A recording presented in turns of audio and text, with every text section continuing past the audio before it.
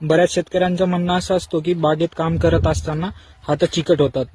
हात चिकट होण्याचे दोनच कारण आहे, ऍफिड्स, जे की आपण मोहा म्हणतो, आणि दुसरं तुम्ही बघू शकता हे पानाच्या टोकावरती बारीक पाण्याचे ड्रॉप दिसत असतील.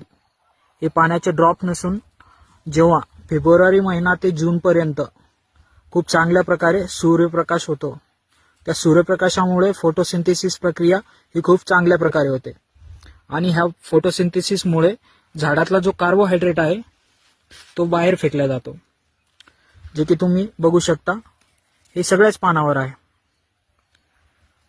आणि ह्या पाण्यासारखे ड्रॉप्स हे कार्बोहायड्रेट आहेत. तुम्ही जर ह्या ड्रॉप्सची टेस्ट घेऊन बघितली तर हे स्वीट लागते.